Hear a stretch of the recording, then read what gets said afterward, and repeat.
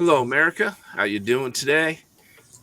Hope all my brothers and sisters, my fellow veterans, are doing okay. Made it through the holidays just fine. And hopefully, if you were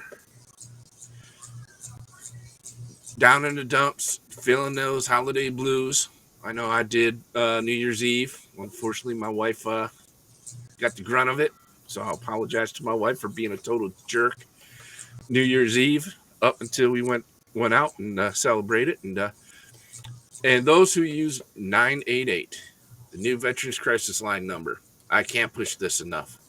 I wish it was this easy. Back when my brother decided to be part of 22 years ago this past Christmas Eve. Matter of fact, I don't even think we had a crisis line back then, but we do now. So I want to thank all you who have used it. If you were down in the dumps, didn't call 988, I hope you got a hold of your battle buddy, your comrades, your friends, your family to help you through everything. Today, this entire episode is going to be. Now, where did I put that? Let me bring that up here. I got to take one out. That's why. There it is. Today's episode is dedicated to the entire Burn Pits 360 organization and to all the advocates that helped Burn Pits 360 get the PACT Act passed this past July.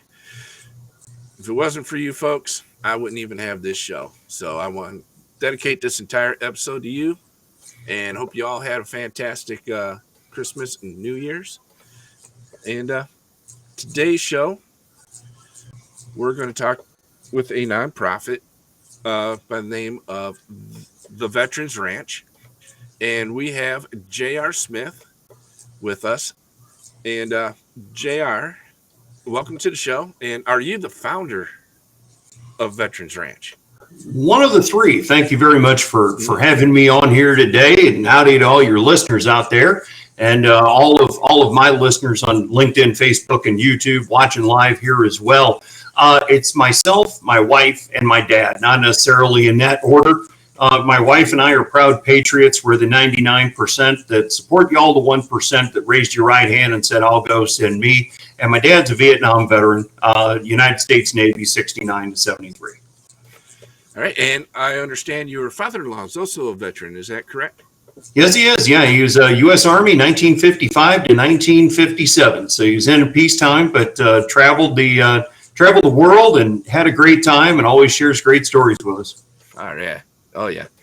I think every veteran has some good stories. Just need to share them. And because I know you'll admit this because you've been around veterans for quite a while now.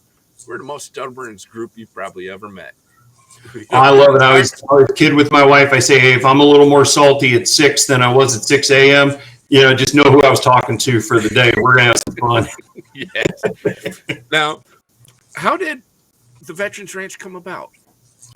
So it's kind of funny. My dad always taught me, first of all, I've been in sales and marketing and whatnot since I was 18. So my dad always taught me to keep a legal pad by the bed in case you get an idea in the middle of the night you'd want to write down. Well, I had a lot of legal pads, went a whole lot of nowhere. This one, I still have the legal pad, has one word chicken scratched on it. It says ranch. Had no idea what that meant. My wife and I are horse people, and we wanted a couple horses, our little slice of Americana, while we were still trying to figure out what to do with veterans. And, Lord works in mysterious ways. Had no clue what that word meant. We're headed to Bass Pro Shops one day. We stop at a Chili's for lunch. Long story short, about 20 Chili's napkins later, because they're only about that big, the ideas for the Veterans Ranch were born. And by December 17th of 2017, so we just celebrated 5 years, we were an official charity. We were kind of like the Tasmanian devil at the beginning, just wanting to go everywhere, talk to everybody, help everybody we could. And, in the 5 years, we've really honed in our message and what we're doing. All right. And where is your ranch located at? So we're based in Lakeland, Florida. For anybody that's not familiar with that, it's about halfway between Tampa and Disney World. on the I-4 corridor. We travel about 4 or 5 counties in Florida, and we set up weekend clinics. So we use other people's horses and facilities right now. We're working on the goal this year, and we're real close, is getting our own piece of dirt, as we call it, in 2023. We're real close. We're working with some state representatives to help make that happen. And so pay attention for some really big announcements coming out soon. We also do the same thing in Texas, and again, expanding as fast as we can nationwide. All right. And when you were in that restaurant writing down on napkins, what was going through your head at that time? Honestly, I couldn't believe it was happening. I mean, that's why I always say it's a good Lord horse that put this together, because I've had some humdinger ideas, but I mean, just ideas were flowing like water. I'm like, man, this is really cool. But then it was kind of like, you know, I'll date myself as a Gen Xer. It was kind of like playing Tetris. You know, it's like, no, this piece has to go with this piece, because you take 2 crappy ideas and put it together and make a good idea out of it. And, you know, so it was just like, man, this is really cool. This is really cool. Writing all this stuff down. And, you know, my wife and I are super excited. We're like, okay, is there anything else? We started repeating ourselves on ideas. So then, you know, we go to Bass Pro, because I am that guy you can drop off at open and pick up at close and never be bored. Oh, and so it was just amazing what direction, you know, when it's right. You know, if you ever done anything out there and you're not feeling like you're pushing the rope uphill, you just know it's the right thing in the right direction. And again, you know, we had some tough times, you know, COVID. I think everybody's nonprofit took a little bit of a hit. You know, especially when you have to travel the way we had to travel. But I tell you, it's been a great experience, and we get enlightened and blessed by meeting and talking with more veterans every day. Oh man, that is fantastic. Now, I'm petrified of horses, so we can fix that. Probably. Yeah. Now, with some of the other nonprofits that I had talked to since we started this show, they always seem to have problems getting support and donations in the very beginning. Did you have any trouble like that? Oh, without question. You know, you're new. No one knows you exist. Everybody tells you about all this free money called grants, and, you know, and everything else, and government grants and all this stuff.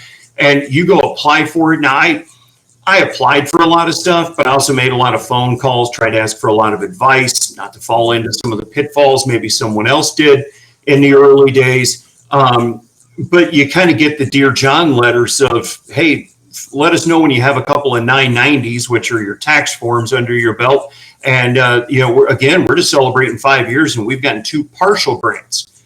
So we're very, while doing that, plus I was the one doing it all. You know, we just now got a part-time grant writer. So, you know, we do need a couple other people on that team, by the way, to help that person out. But, you know, I believe a lot in grassroots. You know, shaking hands, kissing babies, getting out there. We work a lot of horse shows, gun shows, because, you know, patriots hate guns, and wink, wink.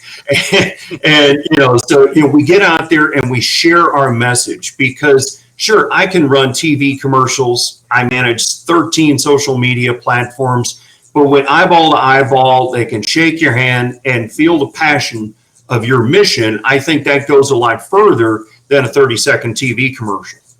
Yes. Now, if a veteran is interested in, well, first let's go this way. What services do you offer to veterans? So we offer what's called equine therapy. And long and short of it, we're going to get you playing with horses. Okay. We're going to put one of these simple things, a groom and brush, in your hand. By the way, you can go to DeckerMFG.com, Decker Manufacturing. They're one of our sponsors, and get these. U.S. Family-owned, veteran-owned company, so support them. And, you know, we get you doing this. We get you grooming a horse. Ask any horse person. You can groom a horse for an hour and feel better than when you started. Okay, there is a special bond between you and God's majestic animal that can literally feel a gnat land on its back and knows everything about you 10 feet away. So when you are afraid of horses, horses are blood pumping mirrors. Okay, they project back to you everything you're feeling. So stress, anxiety, anger, just anxiousness, whatever. And once we get you doing this, 99% of what we do is called groundwork. Okay, because everything you learn on the ground translates to the saddle. We teach a lot of basic horsemanship skills, how to work and build a bond of trust with an animal inherently born not to trust anyone. Now, what does that mean? I'll clarify that. Horses are pack animals and prey animals. Okay, all they can do is bite you or kick you as a defense mechanism. Hurts like hell to us when that happens, but it's not much of a defense mechanism out in the wild. Yes. So their fight or flight is flight 99% of the time. So you'll spend your whole life doing that with your own horse. Imagine how much you have to give of yourself to the process with one you just met 5 minutes ago. Yeah, that's true. That's just a skim surface of what we'll do. All right. Now, when a veteran comes to your organization, what are the requirements for them to get into your program? They signed on the dotted line and wore the uniform. That's it. You deployed, not deployed, we don't care. Because what I do a lot of teaching and preaching to civilians, because I am one, and explain to them what they have to understand. And I use, everybody in the Marine Corps says everybody's a rifleman, right? Right. So I take that analogy and use the joke of the difference between the chicken and the pig. And a lot of people have never heard that. I said the chicken only has to give up the egg. The pig has to give up the bacon. Mm-hmm. And that is our active duty service members right now. You may be a cook, deployed, not deployed, but you may have to throw down your spatula, grab your rifle, and potentially give your last full measure of devotion for your country. We don't talk that way. We don't think that way anymore, but we need to get back to it. So you sign on the dotted line, you sign that blank check, regardless of what your MOS was. That's all you need to come party with us and go play with some horses. Now, is your program like an hour a day, like on a weekend, or? Yeah, generally what we'll do when we do our full weekend events, you'll check in on a Friday, 4 or 5 o'clock, almost kind of like you're coming to a hotel, right? You check in the afternoon, you start getting to meet people. We give everybody a little booklet. I was just looking around to see if I had one here, and I don't. You get a little booklet where you have to handwrite names and numbers in, and we tell you to write something down you need to let go of.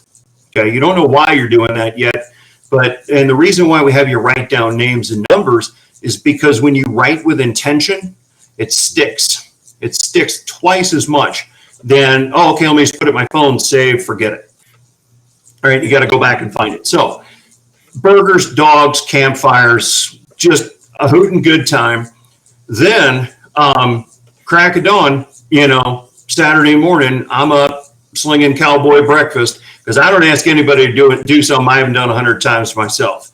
So I'm out, eggs, bacon, sausage, real good, healthy, stick to your bones kind of stuff that we all love. Then we spend the majority of the day. We'll do, depending on how many people we have, we'll split it into 2 groups. Some people might go fishing if we got the ability for on a lake and go fishing. And then we got some working with horses. And then after lunch, we generally switch. How long you work with that particular horse, quite honestly, depends on how fast you're willing to give yourself to the process. We had one young man this past year, it took him an hour and a half. And the cool thing is, this is what I love about you veterans. They saw what he needed to accomplish.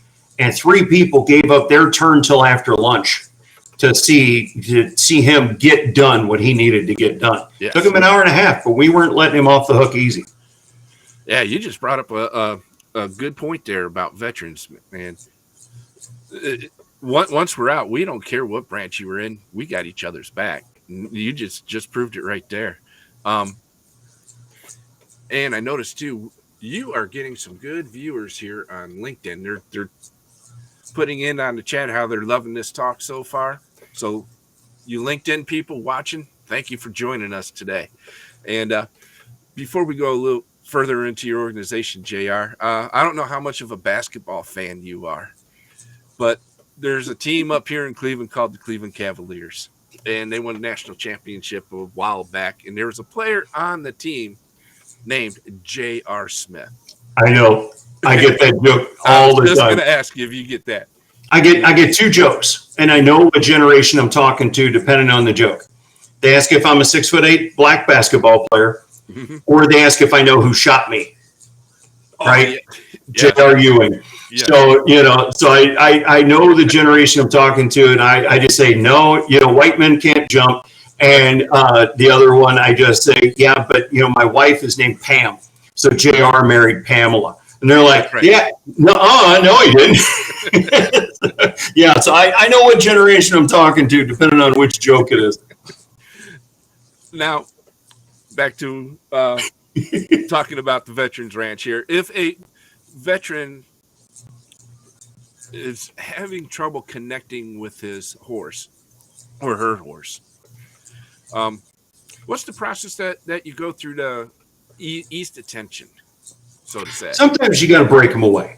Like a lot of what we do is called liberty training. Okay, I'll give you a very short example of this. We put you, a horse, in a round pen. There's no lead rope. There's no halters. You can't pull on that horse and make it bend to your will. And, you have a training flag. That's about all you got. We'll put you in the center of the arena. And that's what happened with this individual last year. He wouldn't relax. He thought he was relaxing. And we were every few minutes very subtly and softly reminding him to relax and just shut down. It's okay. Don't think about thinking. Well, if I tell you and everybody here out in the audience to relax about 10 times, we all laughingly know what happens. The exact opposite. Yes. Right. And so he was trying to relax and whisper, but his jaw kind of locked up and he went, I am relaxing. And that horse pinned her ears back. Ping, she goes to the other side of the round pen. Well, that's when he was starting to get pissed. Then the horse really wouldn't come to him. Because again, the horse is like, whoa, hey, I don't know what's going on with him now, but I know I don't want to be near it. We finally got him to relax. Because after that point, now he's semi-embarrassed, or whatever. So we thought we finally, and it was for everybody who's old enough to remember the Lone Ranger. This was a beautiful white mare that looked like silver. Okay. Gorgeous horse. She starts to come up to him. And by the time this was done, we had this young man walking shoulder to shoulder around the round pen.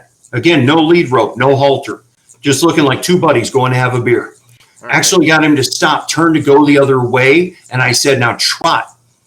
And he goes, what do you mean trot? I'm like, jog. Jog, you city boy. And so we got him to jog a little bit, and the horse took 3 trot steps with him. He's like, well, she didn't do much. I'm like, you have no idea how much she trusted you to take those 3 trotting steps. We worked him back to the center of the arena. Okay. And this is where it gets powerful. Now he understood a little more. We said, now shut down. He goes, I don't totally understand what that means. So we got him to slouch, kick his hip out, put his head down, because he just had a ball cap on. Just act like that horse isn't even in the arena. Well, a horse learns in the release. Okay, when y'all were getting trained in boot camp, and again, everything I talk about, I learned from veterans. So nobody, please misunderstand me. I know I wear cowboy boots. I never wore combat boots. So I take it from a perspective of what I've learned. If you had 4 drill instructors yelling 4 different things at you at one time, you had to learn those things at that time, but you processed it all later. It sunk in and became rote memory later when they weren't yelling at you. Horses are the same way. This young mare finally, after about 5 minutes, just walked up and said, I don't care if it takes 10, 20, 30 minutes. You stand there, you don't move. She come up and put her nose right here in his chest. Oh, man. This young man melted like he was 2. And because that's the power of a horse. It knows everything you're feeling. It knows what you got to let go of. You just got to give yourself to it. So it's time, it's patience, just like, you didn't learn everything in boot camp on day 1, took 6-8 weeks, right? Yep. And so, same thing, but here you've got to do it even faster, but more relaxed. because speed sometimes brings on anxiety and pressure and whatever. Now you got to do it fast, but you have to do it relaxed at the same time. So when those things occur, like what that young horse did for this young man, I'm telling, it is humbling like you wouldn't believe to watch those kind of things. It amazes me every time I see it, and I've been doing it for 5 years, and I've been around horses since I was a kid in Boy Scouts, growing up. So I mean, it still amazes me every single time. Yeah, that I can actually relate that to when I was advocating for the PACT Act and I did my first press conference. Everybody's, whispering to me, relax, shut down, take a deep breath, relax. And of course, the opposite happened, like you said. And Sure. I tensed up and got off point on my speech that I had written and just rambled. And so, yeah, that definitely hit home right there. And now, when a veteran comes to you saying, "Hey, this might be a program for my family," do you do family sessions as well, or just for veterans? No, absolutely. Because the whole family serves. Again, this is another big topic that I preach to civilians. Because, we're in a unique generation right now that not everybody, I was raised with a Vietnam father, World War II grandfather who had post-depression grandparents or great-grandparents. So our generation, past Gen Xers, unless you were in during Iraq, Afghanistan, or wherever, not everybody's got the depth of veterans in their family the way they once did. So what they have to understand, I preach to them, excuse me, is that the whole family serves. One wears the uniform, maybe two, sometimes both parents are in, but at least one's wearing the uniform and everybody else is worrying about, okay, am I going to have to move again in 2 years? Or they're deployed and I don't know where they're at. Or, that one that left was chief cook and bottle washer, right? Now you've got to be chief cook and bottle washer while they're gone. And then the stresses of when that person comes back, sometimes they just want it the way it was before they left. Well, it can't be because they've been gone 6 months, 2 years, whatever that deployment was. So we deal with team bonding exercises. We'll take a family of 4, put them with a horse because, again, my horse people out there will be going like this. The horse is the one in charge. Okay. Mm-hmm. They just let you think you're in charge, but they're the ones in charge. So we get them together and do team bonding exercises where we're given the orders. They have to work together to accomplish the goals. And a lot of it is getting the horse ready, grooming, learning how to clean hooves, again, basic horsemanship skills, the whole 9 yards, and then eventually getting to lead that horse around an arena. And I've seen miracles occur where whole family units break down in group hugs of tears because, again, those walls start breaking down and things start melting off. And I might be 6'4" and 260, but I'm a big teddy bear. I'm here to tell you, you see breakthroughs like that. It's an emotional thing. It really is. It's as therapeutic for us as it is for the ones we're doing it for. And let me make a very big point here in all of this for all the listeners here. We do this free of charge. Okay, they signed on the dotted line. That's all the payment we need. A veteran and immediate household family does not pay us a dime for what we do. Oh man, you just took the next question right out of my mouth there. I kind of thought maybe that's where we were heading, so I couldn't help it. I had to go there. Now, you stated it's kind of like a hotel at first when we first started talking. So you have accommodations where they stay for the weekend and it's pretty much like a hotel, or? Well, the one we did last year, for an example, we had a cabin that people could stay in if they wanted to have a cabin, and we said, hey, bring tents because we had plenty of acreage, and some people camped outside. Now the weather, it's Florida, so wait 10 minutes, the weather's going to change. Weather got a little nasty on Saturday night into Sunday morning, so we knew that was coming. We had plenty of room. We brought everybody into the cabin. But yeah, it just really depends on where we are. But there's, again, campfires, sleeping under the stars. It's just something special about it. Therapeutic. Yes. And if a veteran has a hard time not connecting with the horse, but dealing with their own emotions. How are you able to handle a situation like that? First and foremost, we never push anybody to share or do anything they don't feel comfortable in doing. We're not there to make the situation worse, but we let them know the door is always open, if you will, to share. Because we know, again, we're patriots. It's hard enough for veterans to share with other veterans, much less with, again, somebody who just wore cowboy boots and not combat boots. But that ties into one thing we always do on Saturday night and why we give you the booklet. Again, campfires, and anybody who sat around a campfire will understand this. You'll admit things or tell stories that, some are, I caught the fish and it was this big, and some are the most truest thing you've never told anybody in your life, but you'll share it around a campfire. The point of the booklet and why they have to write down something they're wanting to let go of is so when they write it down, they tear out the page, they stand up, they can share if they want to share, and you throw that page in the fire. And when the words burn and they're gone, you got to let it go. Now, does that happen on the first time every time? Of course not. We're not that naive. But it's the first step in a 1,000-mile journey. Yes. This young man that took an hour and a half, he shared. And through his sharing, made 2 other vets there that night share. There were 3 vets and me sitting around the campfire. It's all that wanted to show up. And that's fine. Again, we don't push anybody.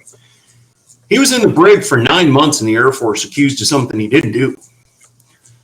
They eventually dropped all the charges. The person that got him in trouble ended up getting arrested because she was base jumping, getting young men drunk and accusing them of sexual assault. And the majority of them didn't do it. And this young man did not. Dealing with the pressures and stressors of his own unit not believing him, his government locking him up for 9 months. He was only 19 years old. And he drove from Jacksonville, Florida to little old Lake Wales, Florida, where we were holding this event. That's a 4-hour drive, folks. So that's a man that was committed. He admitted he shared all this with us and said, thank you for doing what it is you're doing. I knew I needed to start letting go of this, and something just told me this was the place to let it go. He said, I'm not a crier, but when that horse touched me, something just changed in me, and it just all melted off, and he threw that page in the fire. Oh, man. All right. Now, I know you're pretty much based in Florida, and then you also do some work in Texas. If, let's say, somebody in Alaska wants to get involved with your organization, are they able to, or is it just people in Florida and people in Texas? No, there's lots of ways. If you can get to us when we're having our events, we don't have the budget yet to, fly people in from all over the country. We want to eventually, but I tell you one thing that we have done is that, we can't own dirt and horses in all 50 states and cover all the veterans. Right. Okay. You just, the word cheap and horse never go hand in hand. So the budget would blow most people's minds of what we would have to fundraise for. That being said, we created an affiliate ranch program. So let's take an Alaska example. You've got 10, 20 acres, 10, 20 horses. Excuse me. You're not a nonprofit already, and you want to help. You want to give back. You can be a patriot like me. You can be a veteran. You can reach out to us. We can show you how to come under our umbrella and be us in Alaska. So you could be the Veterans Ranch Anchorage, fill in the blank. You get your own fundraising link. You sell our merchandise, our brands, our colors, logos, everything I've put the last 5 years and 80-hour work weeks into accomplishing, you get the benefit of, and we're happy to share it, and it doesn't cost you anything to get it. You just have to be sustainable already, already be feeding your horses and, being able to take care of yourself there, and then start helping veterans in your area, because there are 20 million veterans from Florida to Hawaii. So there's plenty that we need to share. I just put up your webpage link. So if people are interested in that affiliate program, by all means, folks, reach out, get a hold of them, and I'm sure they'll take very good care of you and help you get started. And we'll show this again here towards the end of the show again. So this way, anybody who wants to get in contact with you will be able to. And I also want to let everybody know who's listening that those of you in LinkedIn, you did find the chat. So if you're on watching on Facebook or Twitter or Twitch, I think it's called Twitch, right? Mm-hmm. Yes. The chat is open. If you have any questions for JR, by all means, put it in the chat and we'll get your question out there. And now back onto the ranch. When you first started this, when you talked this over with your wife and your dad and everything, who made the decision to name it the Veterans Ranch?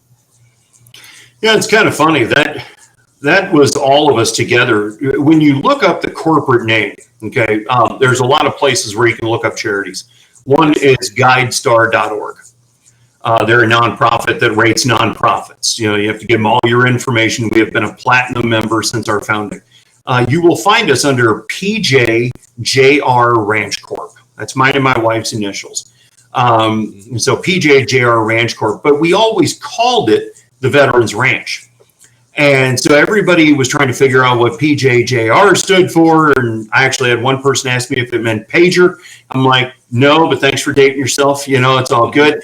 And so we finally just got the DBA filing and officially called it the Veterans Ranch because that's what it is. It is a place, soon to be a place, but right now it's a vision of where veterans and their families can come and really start to lay down heavy coats of burden.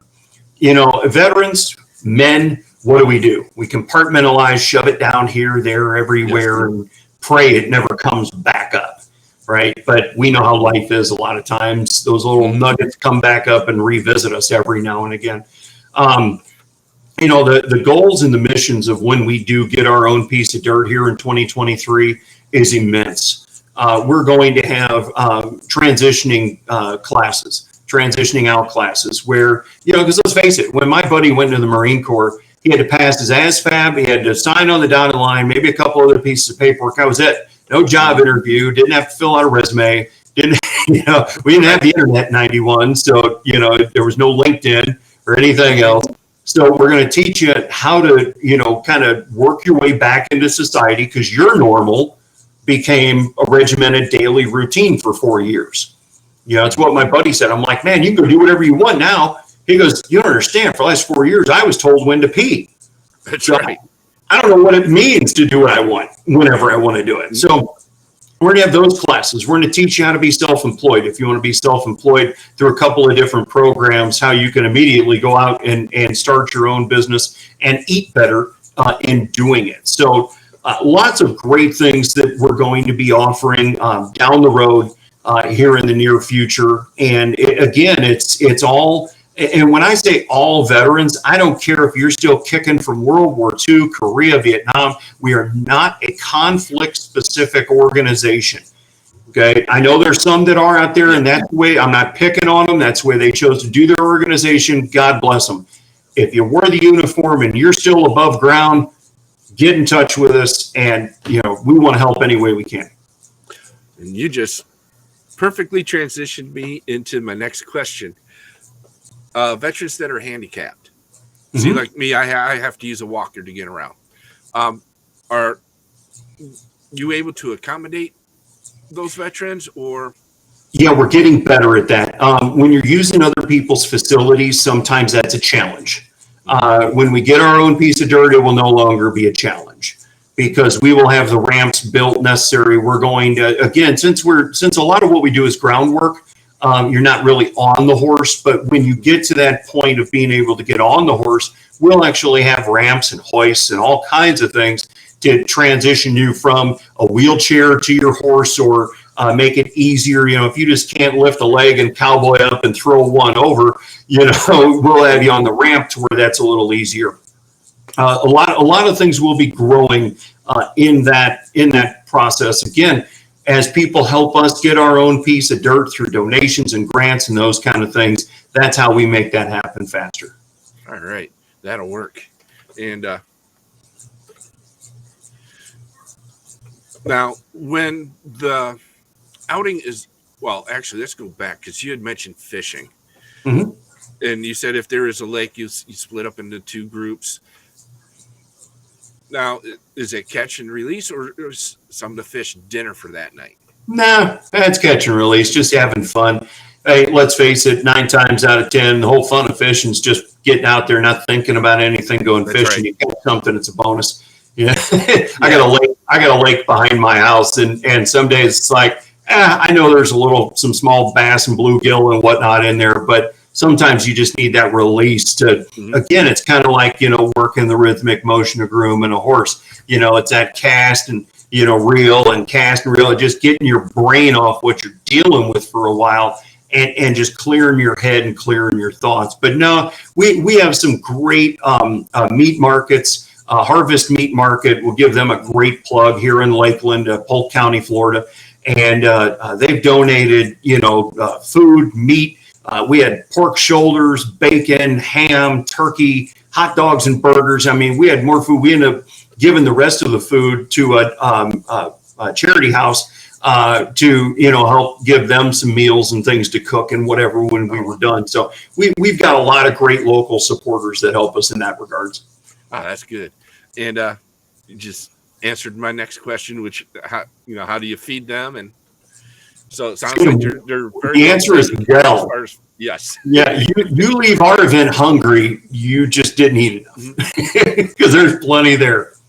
And then you also brought up an excellent point about fishing, because I'm trying to teach my stepson here all about fishing, and I tell him it's not about catching fish; it's about us just getting out here in nature and just chilling.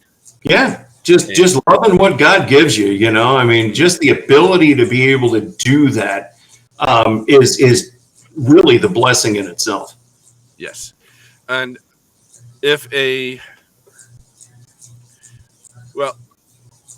who reaches out to you most? Is it a family member or is it the veterans themselves? No, I tell you, it's some days it's 50-50, 60-40. It varies.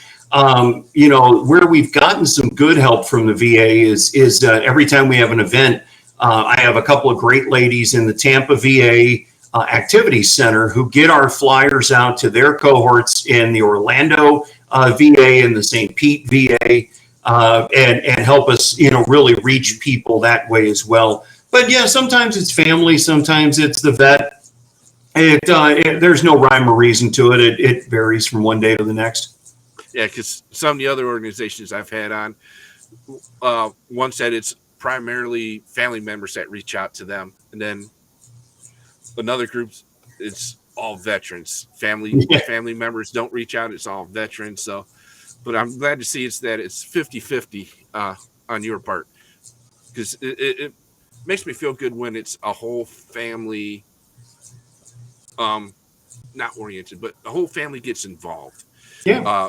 In taking care of the vet. So, well, again, they all wore a uniform. It's just a different brigade, That's right, and that's one of the reasons that the PACT Act is.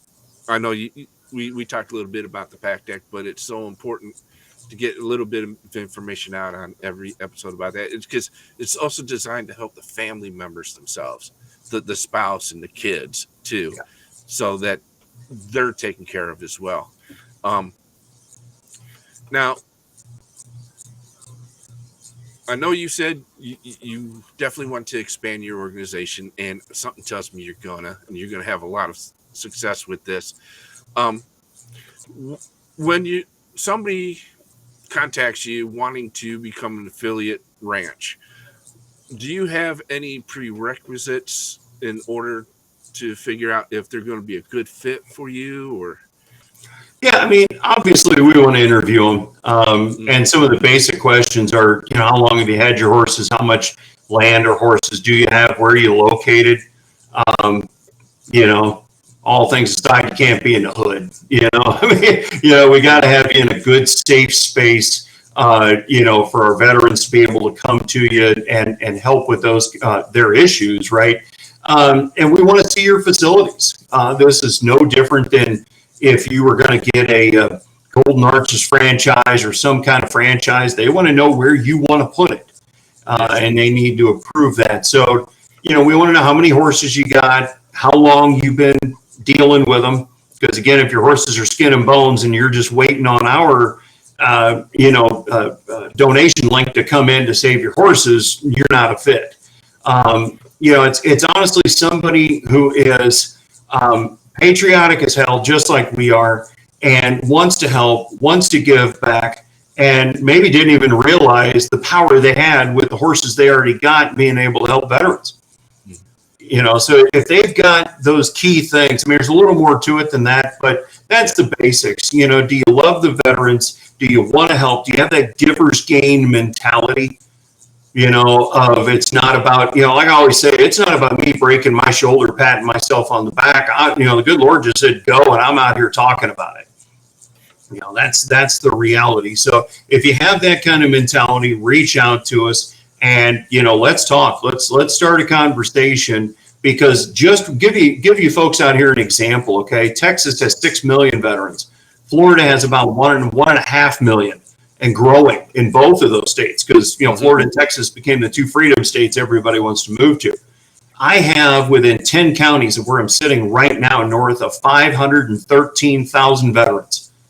How many affiliates do you think I could put in those 10 counties and barely scratch the surface of the amount of veterans that would want to take advantage of the program? So don't think maybe because there's one in Cleveland or one in St. Louis that territory's taken. Oh no. We can cover a lot of ground with a lot of affiliates. There you go. And so let me go ahead and put that back up here. So if you are a veteran or a family member of a veteran and think JR's organization can help you, contact them at theveteransranch.org. Or if you want to be an affiliate ranch, come on, people, help us veterans out. JR is going to be an awesome person to work with. So give them a contact. If you got the ranch and you've been thinking about doing something like this, JR can help you out. So JR, we're getting close to the end of our time here. Is there anything about the ranch that we have not covered yet that you want the people to know about? Well, we covered how everything's free to veterans. We covered how we want to do this nationwide. And, it's kind of like a church service, folks. They all pass the plate when they're done doing the dance. Mm-hmm. And we're no different. Okay. You see all the major TV commercials every night of major organizations, veteran kids, symbolically adopt an elephant for $11 a month. We do this with proud patrons support, like you guys out there watching this today. We simply ask that when you go to theveteransranch.org, that you click the donate button and you pledge a minimum $15 a month. We understand the last couple of years, nothing's been the same. Bacon, eggs, double gas, double diesel in my neck of the woods just went back up to $4.89 a gallon today, which means I'm going to be back to about 120, 130 bucks filling up my truck. I understand things have been tough for folks the last couple of years, but we're talking 50 cents a day, $180 a year, $15 a month. I think almost everybody coast to coast could swing $15 a month. Help support a great organization that's boots on the ground every day getting stuff done. We're not wearing Rolexes and driving brand new Raptor trucks and, putting it all in our back pockets. Again, horse and cheap never go hand in hand. The property that we are looking at in Florida right now, just to buy the land, build the barn, the stalls, and 2 barns, $1.6 million. That isn't even buying a horse to put in a stall yet. So prices of everything has gone up, and we're asking for your help. So just $15 a month truly can help save lives. And we ask that you just go to that website and please help us be a patron today. Yes, please help JR out. He is definitely doing some good work there. And JR, don't leave yet. But I am very honored that you came on the show to talk about your ranch today, because I know you are definitely helping a lot of veterans out. Let me put your website back up there again for everybody to see. And matter of fact, we just got a message from Rosie Torres herself, thinking your organization is outstanding, and they're definitely enjoying listening to you talk today. And there was one other thing I wanted to say. Let me bring this up here real quick. Not to take away from JR here, but I know I don't think you know this, but 3 of my comrades in arms, when we were advocating for the PACT Act, and we wrote a book about how we all became friends during our advocating. And so it's out now on Amazon and Barnes and Noble. So, and the foreword was written by John Stewart, and Rosie Torres of Burn Pits 360 wrote the intro. So just go ahead and check that out. And something tells me us at the book and your ranch is going to do some work together. So I want to thank you again. And if you can stay on as I close the show, and we'll talk for a minute afterwards, and we'll go from there. Absolutely. It's a pleasure being here today. Thank you to everybody listening, and thank you for having me on. All right, folks. All right, my brothers and sisters. This is today's episode. Thank you for joining us.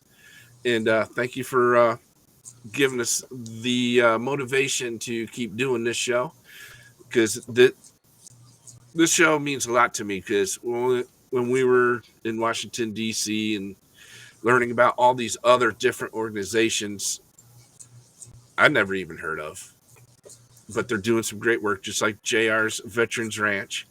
That's why we're doing this show, is get this information out to you folks. And once again, thank you for joining us today, and hope you have an awesome rest of your week. And let's see here. On the 19th of January, our guest will be retired Lieutenant General Russell Honore. Not only will we talk about his 3 books, but I had the pleasure of the honor of attending one of his speeches in Cleveland. And the man has a lot to say about how us veterans are being treated, not only by the government, but by the VA. So listen in. He's got a lot of good words for us. And then on the 25th of January, I think it's the 25th, we will have a gentleman from another nonprofit called Creative Vets. JR, this might be an organization you might want to kind of hook up with. They help veterans with PTSD through art and music. Okay. Yes. You're talking about campfires. Hey, what else goes good with campfires? Somebody strumming on a guitar. That's right. So might be an organization that you might, listen in on the 25th, and maybe we can get you guys working side by side. Absolutely. I had the pleasure of meeting some of the people that run Creative Vets. They operate right out of here in Cleveland. Most of it does. And I think it'd be a good organization to hook up with. Look forward to it. All right, folks. Thanks again, and we shall see you on the next episode.